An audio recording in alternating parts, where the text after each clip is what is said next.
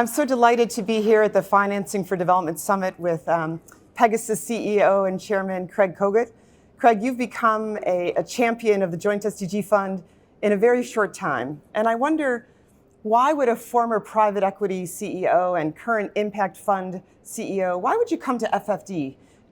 It was important to come, in part because of my partnership, our partnership with entities like yours, like UNDP, and working a lot with the UN system, but especially given the things we're doing with UNDP and the UN SDG Fund. But here it really seems there's a focus on how we do things different, more leanly, but more collaboratively, so we maximize the chances of success. I know in the panel, Craig, that we were just on with the Deputy Secretary General, Minister of Finance of Zimbabwe, Minister of Planning of the Government of Egypt, we really were talking about this need to catalyze change, how finance is really the engine of development, and you're such a critical representative of that. I think at a time when champions are really so needed. Could you give us an example of what really excites you? Some of the projects maybe that you're looking at, especially on the continent where sometimes the risk appetite from corporate investors might be a little bit less. I think Africa represents tremendous opportunity. Fundamentally, you think about renewables, there's a lot of sun, often a lot of wind, huge coastline, which can be used to generate power and also as a source of protein in a time, and also a source of drinking water. There are challenges, and it's not one continent, it's lots of countries. And there's some themes, but they're different. But to me, there's low-hanging fruit. One is cold chain storage, where we've been working with various collaboratively parts of the UN, the Italian government, the Japanese government, starting with Senegal and Morocco. But the technology exists, it's needed. It's needed to prevent food waste. It's needed to ensure people can sell their produce at the right price, because if you can't store things over time, the market window is very short, and it's needed for pharmaceuticals. So, and in Senegal, it's needed for fish, where today in Dakar, people bring the fish in, and fishers are getting killed economically because they have to sell too quickly. And there's not processing. So cold storage plus processing, I think, is a theme. Will technology be better? Yes, but it's there. Secondly, seaweed is something we're passionate about, and we're working with various folks at the UN on exploring using red seaweed to value, whether it's to biostimulants or bioplastics. And it's just an asset which hasn't been taken advantage of. This is on the coast of Africa and Zanzibar. And it's, again, a general Pegasus theme that seaweed represents a tremendous opportunity for carbon sequestration. We don't need land, and we don't need water. It's plenty there. So the oceans, I think, represent a powerful opportunity. And again, Africa is well poised for that.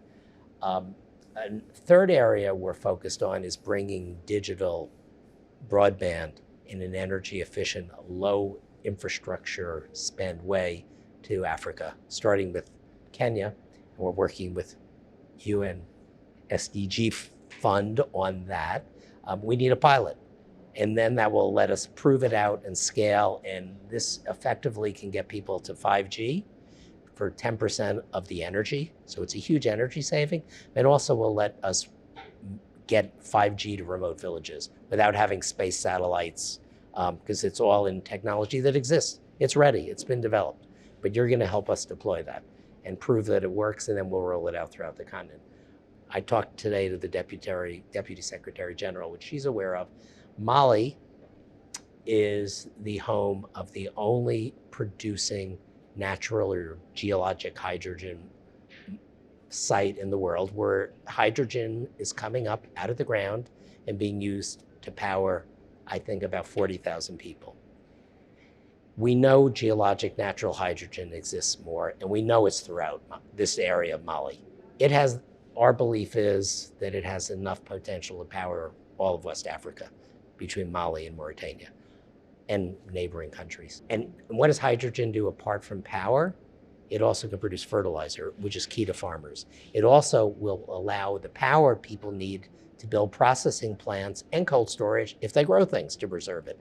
So hydrogen, I think, can become critical as a new source of energy and potentially, obviously, fertilizer, which is in short supply.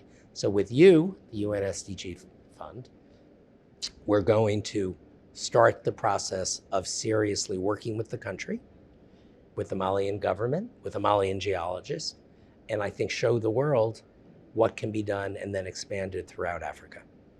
I think trying to imagine a use case that we build with governments, so UN in support of the government of Mali, to really identify the opportunities for that hydrogen and how it can be used. And this could be for decades to come. It could be for decades. And so really we're talking about game changers. We're talking about investments. You know, I love that you brought up the Zanzibar project.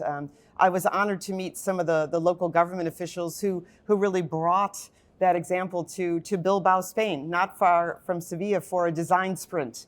And we were able to have local government, national government, private sector financiers, UN colleagues, civil society, young people around an idea around how to go beyond only fishing that seaweed out of the sea, but really producing it into something that has exponential market power to really change the GDP, to change those levels of poverty for those women in the water for 12 hours a day who are mothers and who need to send those kids to school and put a nutritious meal on the table. I think, Craig, the other thing that's really inspiring about you is that you're doing this for a reason. You are constantly bringing it back to the people that will be impacted. And, you know, we can easily lose track at financing for development and be talking about spreadsheets and be talking about balance sheets, but in fact it is about the most vulnerable. I was involved in something which we should revisit for the Sahel in Ethiopia, where working with the government, we planted lots of trees in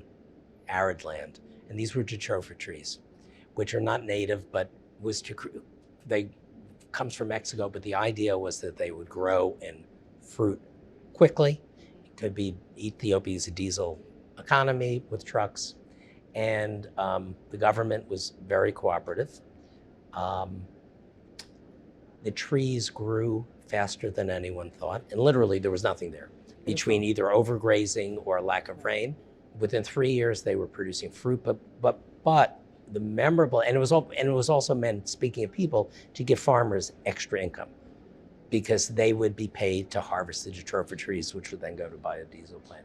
I remember a village elder crying when he said, I haven't seen a tree here for 50 years.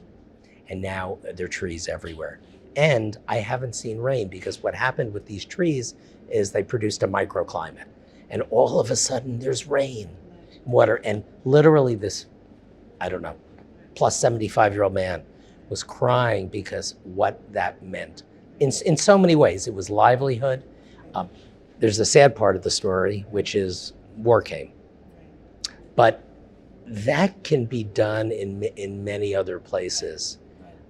But you know, one thing I think when you talk, by the way, about the continent and Tanzania as an example, too much of the wealth of Africa has been exported and not kept. So if you look at something like seaweed, it's used for carrageenan often. When you ship it raw and you don't process it or use it, most of the value, you're in a commodity market. And that can be repeated in so many ways with Africa's agriculture or aquaculture production. So, and you get into this idea, we talk about it with ecosystem investing.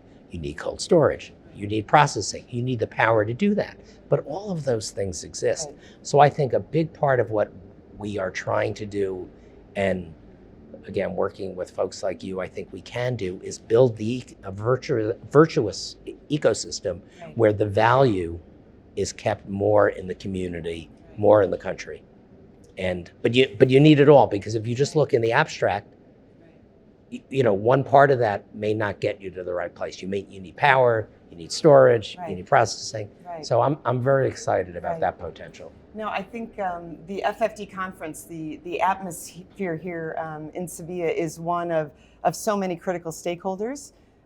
You're listening to ministers, you're listening to heads of state, leadership across the UN, but really the multilateral development banks, the private investors, some of the colleagues that we were speaking to yesterday, they really show me that they don't understand that maybe there is an opportunity for us to partner and that there might be a first loss mechanism to de-risk some of the very investments that you've discovered. And now you are really considering this investment in Mali along with other partners. I wonder if you could speak a little bit about the unique role Pegasus has in its partnership with the Global Climate Fund, because that is an opportunity, really, Craig, for you to be bringing not only the Pegasus Capital, but also that expertise, but also this other partner who can come in behind you. So, we were the first private equity firm accredited by the Green Climate Fund. And they've been a great partner to us. We've actually done 2 funds where they're the anchor. We've sponsored someone else, another fund, an adaptation fund, and other people are approaching us to work with them. We've also worked together with the Green Climate Fund and the government of Barbados on what will be a very exciting venture, setting up a blue-green bank, the first of its kind in the world, which I think can and will be replicated. And again, I think with the Green Climate Fund doing that. So we can work with the Green Climate Fund on a number of initiatives, either where they're the primary investor or we can introduce them to other people. So again, we talked about this a lot today. We don't have the luxury of not all working together. Right. It makes me wonder if the Joint SDG Fund needs to accredit some private equity firms going forward. I think there's a lot to do, but as the Deputy Secretary General said today, we need scale and we need urgency. It's great you're working with the UN SDG Fund. Again, it's about time. Let's do it. And I think that's my message. It's about time. It's about time. We're going to have to take some risks to innovate, but not innovate on things that are far off, where maybe there's conventional investor risk. And that's where you can play such a big role with the UN SDG Fund. Others can. And I think we've got to push the envelope. But it's not, again, pushing the envelope for a science 100 years from now. It's using models, developing things that can be done today. So theme for the day, it's about time, and go forward in partnerships. Thank you so much, Thank Craig, you for so your much. time and for your partnership. Thank All you. the best.